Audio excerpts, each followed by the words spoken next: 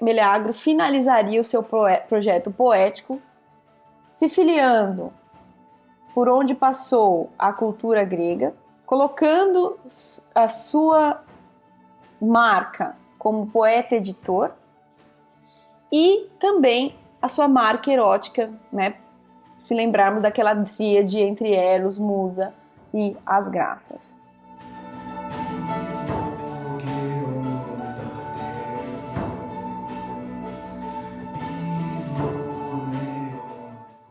Olá, meu nome é Flávia Amaral e eu sou atualmente pós-doutoranda do Departamento de Estudos Clássicos da Universidade de Toronto e faço parte do grupo de pesquisa helenística da USP, que tem como objetivo entender o período helenístico sob o ponto de vista da literatura. Minha área de pesquisa é a poesia helenística e eu trabalho sobretudo com o gênero epigramático. É um imenso prazer poder estar aqui hoje com vocês para conversar sobre um dos mais fascinantes autores e um dos mais importantes autores no gênero epigramático, que é o Meleagro de Gadara. E antes de mais nada, é importante que a gente saiba um pouco sobre o contexto sociocultural de Meleagro e um pouco sobre o epigrama enquanto gênero, para que possamos entender a sua importância dentro dessa tradição que a gente chama de tradição do gênero do epigrama grego. Gadara, hoje na atual Jordânia, foi um centro vibrante da cultura grega e uma das cidades mais helenizadas da região, sobretudo entre o século III a.C. e o século I depois de Cristo. A helenização dessa cidade e dessa região é muito relevante para que a gente possa entender a posição de Meleagro como receptor de uma tradição literária grega e, ao mesmo tempo, para a gente também entender o papel dele como participante ativo dentro dessa mesma tradição, na condição que ele se põe, que é a de poeta e também de editor antologista, como a gente vai ver. Além da terra natal de Meleagro, Gadara foi a cidade natal também de outros dois grandes autores, que são importantes para Meleagro, né? Sobretudo Menipo, que foi ativo no século III a.C., e foi um satirista cínico. Infelizmente, nós não temos nada da sua obra nos dias de hoje, né? Mas sabemos, né, pela recepção do seu texto, sobretudo em Varrão, Sêneca e Luciano, que emularam as obras de Menipo e que compuseram, né, uma longa tradição que a gente chama da tradição da sátira menipeia. Esse outro autor, né, que também nasceu em Gadara, Filodemo, foi um filósofo epicurista e epigramatista também, ativo entre o final do século II e o início do século I a.C. Meleagro vem posteriormente, né, foi ativo no primeiro século a.C., e ele teria composto uma obra chamada As Graças, que teria seguido Menipo como modelo. E embora a gente não tenha essa obra hoje, a gente sabe que ela tem esse título e é filiada ou emulou Menipo pelo próprio Meleagro em alguns dos seus autoepitáfios. E o que a gente tem então hoje do Meleagro? Nós temos 132 epigramas que fizeram parte da sua guirlanda, né, que foi uma coleção de epigramas com epigramas de antecessores de Meleagro, de seus contemporâneos, e a gente vai ver que de forma muito astuta, ele colocou também os dele dentro dessa mesma coleção. Então, assim, a gente pode entender que o Meleagro, além de epigramatista, foi um editor, né, dessa grandiosa coleção de epigramas que depois serviu de modelo para outras antologias posteriores. E essas antologias posteriores, junto com a dele, foram reeditadas e remodeladas até chegarem, de um grosso modo, né, porque a história é bem longa, mas a grosso modo, essas outras antologias e a de Meleagro foram reeditadas até chegarem ao formato da antologia grega que temos hoje. Partindo do fato de que Gadara era um importante centro da cultura grega e que nos tempos de Meleagro já havia grande circulação de papiros, de escritos, né, dos livros, não é muito surpreendente para nós que ele tenha editado uma antologia de epigramas, já que ele deve ter tido acesso a edições de autores particulares que deveriam circular na sua região. Os estudiosos afirmam que a circulação que circulavam, né, também, além de livros de epigramas de autores individuais, circulavam também coleções de epigramas, sobretudo votivos e fúnebres, como modelo para que as pessoas pudessem utilizar ali na ordem prática dos seus votos e para a celebração dos seus mortos. Meleagro, então, recolheu esses epigramas, né, se moldou sobre eles e compôs os seus próprios, sobretudo tendo como modelo Calímaco, Asclepíades e Antípatro de Sidon, que teria sido o seu contemporâneo. E sobre, então, a obra de Meleagro em si?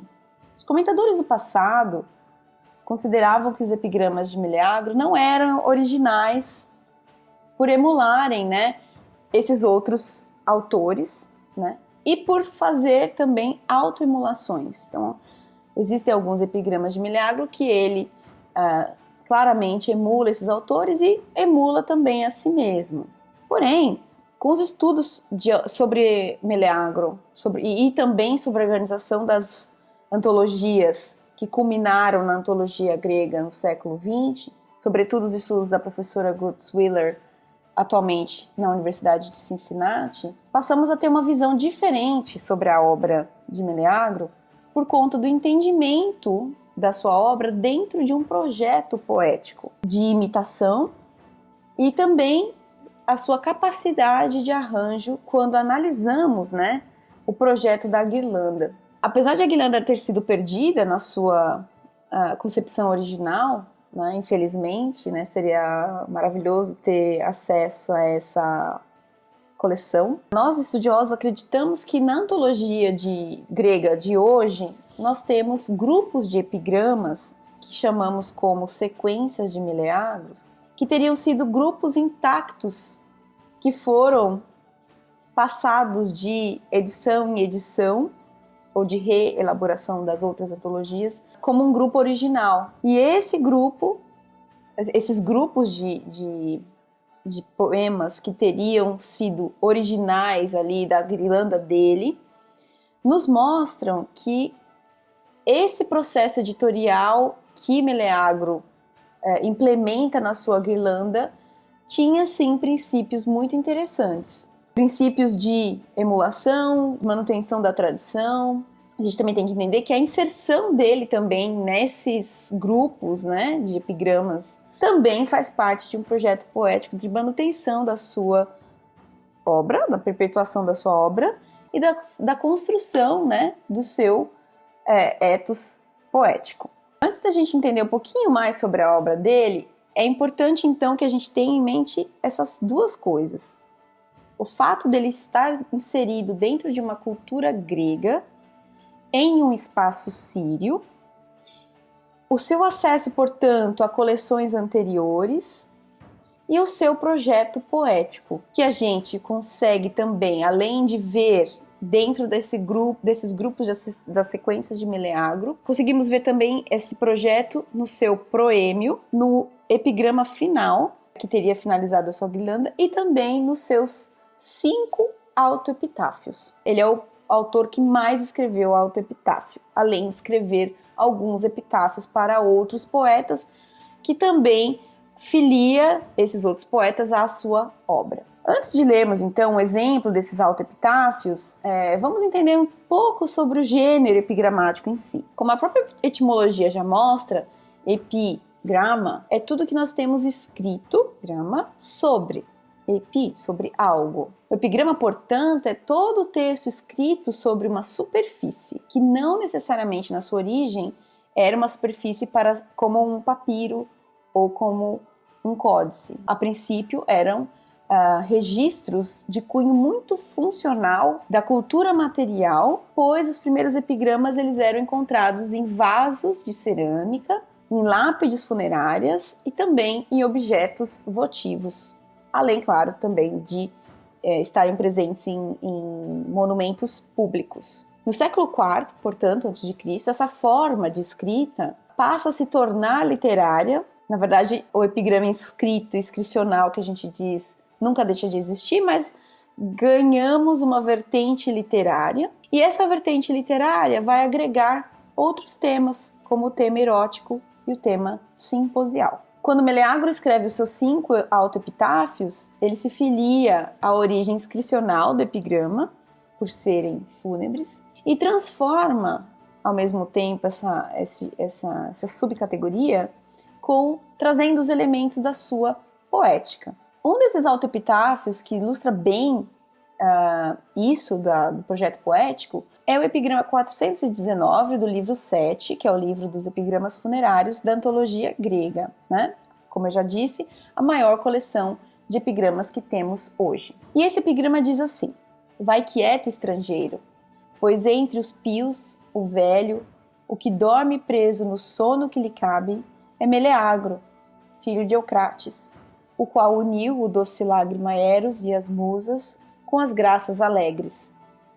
Tiro, filha dos deuses, me fez homem, e o solo sagrado dos gadarenos, e Cós, amada pelos Méropes, cuidou de mim, velho.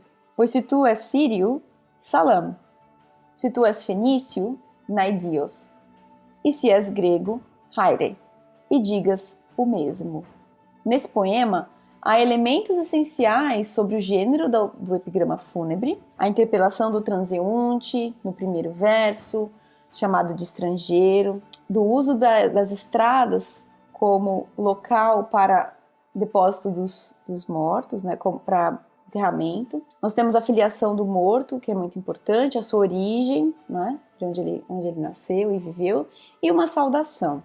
Embora esse poema traga elementos tão tradicionais, né, da epigramática fúnebre, esses elementos estão dentro de um novo contexto, né, pois o poeta traz para o autoepitáfio elementos da sua obra. Um dos versos ele coloca, né, o qual uniu o doce lágrima Eros e as musas com as graças alegres. Além disso, ele coloca o seu contexto sociocultural, que ele, pelas cidades onde ele passou e pelas línguas, né, que ele imagina que o passante ali teria, né? A referência, né, uniu o doce lágrima Eros, as musas com as graças alegres, é uma referência de uma tríade que vai perpassar a obra de Meleagro, porque ela é sobretudo de cunho erótico. Além disso, a gente tem uma referência para essas graças, né, que teria sido o título da obra satírica, né, que Meleagro teria composto emulando o seu antecessor Menipo. Os seus epigramas eróticos, portanto, estariam lá compondo a sua guirlanda. E aí, vamos pensar um pouco sobre essa imagem que o Meleagro usa para essa metáfora, né, para a sua coleção de epigramas. A guirlanda, enquanto objeto, ela é um arranjo de plantas e flores em formato circular. E ela se constrói, geralmente, sobre uma base, e sobre ela se colocam essas folhas e flores em ramalhetes ou em unidades. Pensando do ponto de vista do antologista Meleagro, ele parte dessa imagem para designar a sua coleção de epigramas e leva em consideração esses arranjos de poemas, né, que ele sabiamente, de acordo com aquelas sequências que eu mencionei anteriormente, arrematava com os seus próprios poemas. A guirlanda de Meleagro, então, seria, né, uma guirlanda formada de diversos ramalhetes com folhas e flores variadas. Essa constituição, de acordo com os estudiosos, era em 4 livros. Teria sido em 4 livros, né? O livro fúnebre, o livro votivo, o livro erótico simposial e o livro epidêtico. Então, dentro desses livros, os arranjos seriam também de mini-temas ou de subtemas, de acordo com a edição. E ele ia compondo seus epigramas dentro desses subtemas. Então, aí a gente consegue perceber um pouco da sagacidade poética e editorial de Meleagro, né? Recolheu esses epigramas de coleções anteriores, de outros autores. A partir disso, verificou temas grandes, né, os temas regentes, digamos assim, né, o fúnebre, o votivo, o erótico simposial e o epidêtico.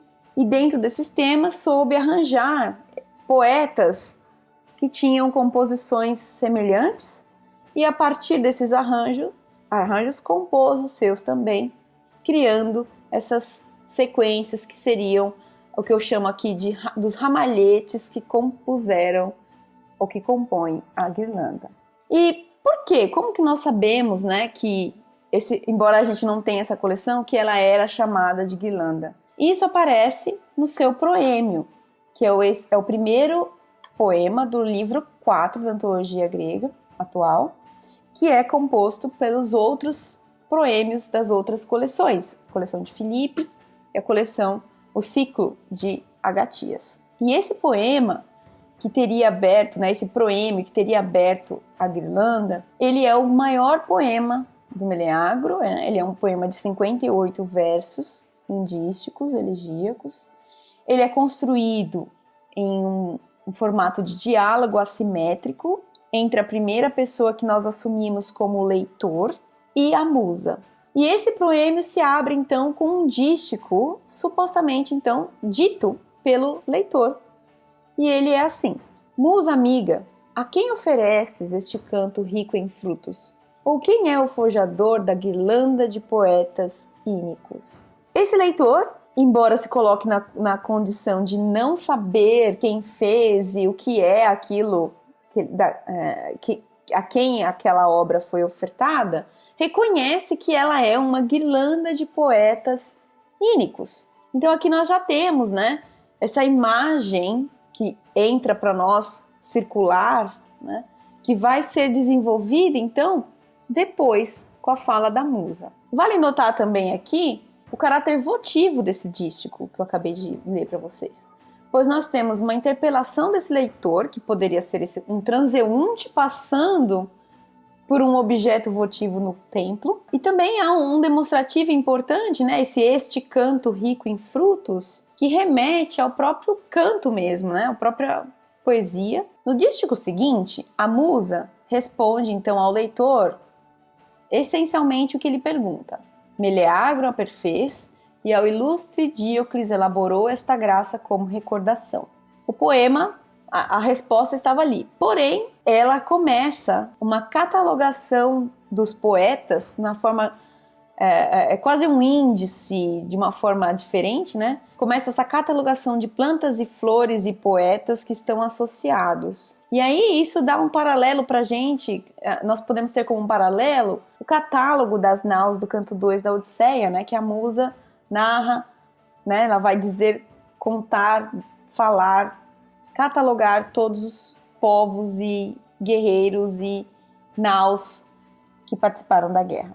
Ao mesmo tempo, a gente pode entender também essa sequência desse poema da musa falando sobre todos os poetas ali, cada poeta associado a uma flor, a uma planta, como uma própria êxfrasis, né? Como uma própria descrição dessa guirlanda. E aí então a musa vai elencar os 48 epigramatistas, incluindo Meleagro, que teriam composto, né, a guirlanda. E assim, é nessa fala que a musa então... É nessa fala da musa, que a guirlanda de fato se constrói, e se constrói também como projeto poético, por ele ter colocado as melhores flores da guirlanda junto com os seus galantos prematuros, como nós vemos no verso 55. O poema então se encerra com a musa oferecendo essa graça aos seus amigos, ou seja, Díocles e Meleagro, e coloca essa guirlanda como algo comum aos iniciados, ou seja, ela se torna algo partilhado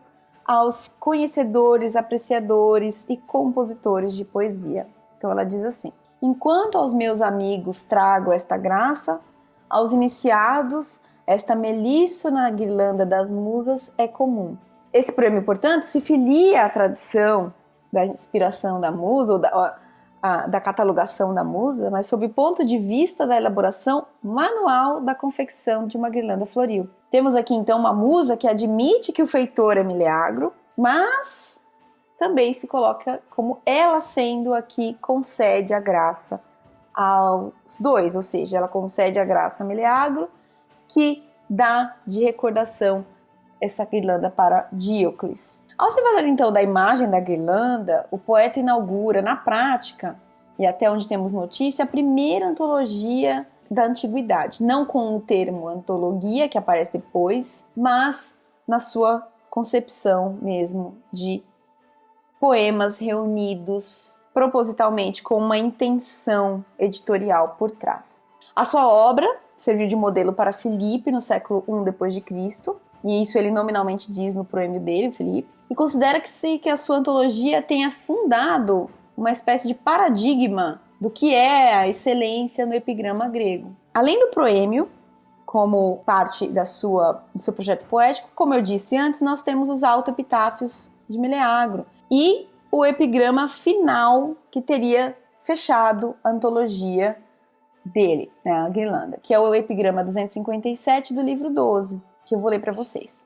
Eu, a coroa que anuncia a última página, guardiã fiel das colunas escritas, digo que quem terminou este trabalho, reunindo neste livro todos os poetas em uma única obra, foi Meleagro.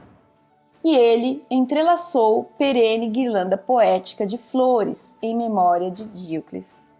E eu, espiralada e curvada, como o dorso de uma serpente, sento no trono no fim desta obra douta. Aqui, Meleagro é retomado como autor desta coleção, que já se coloca como perene guirlanda poética. A imagem aqui, então, enquanto nós temos no poema a imagem da guirlanda, aqui nós temos a imagem da coronis, que seria a marca que simbolizava o final do texto no papiro, também com nuances circulares. Nós temos aqui um objeto falante, né, que coloca a sua função de guardar o texto e de marcar, né, quem recebeu essa guirlanda e quem foi o seu feitor.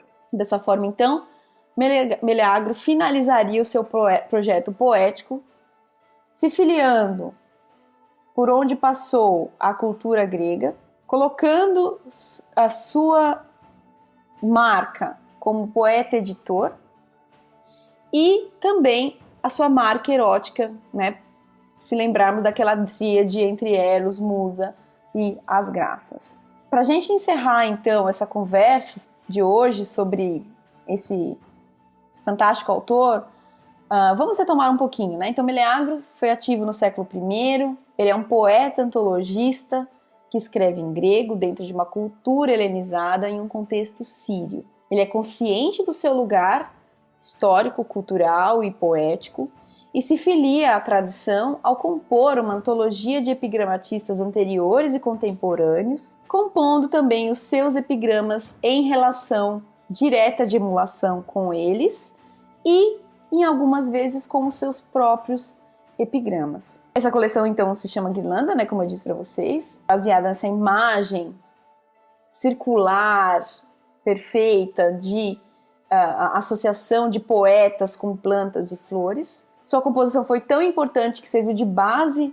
para o que entendemos hoje como a excelência do epigrama grego e para antologias posteriores. A riqueza, então, da sua composição é de dupla natureza, né? Tanto seus epigramas sagazes de emulação, nós temos sacadas muito sagazes nas emulações que ele faz, e também no seu projeto editorial, né?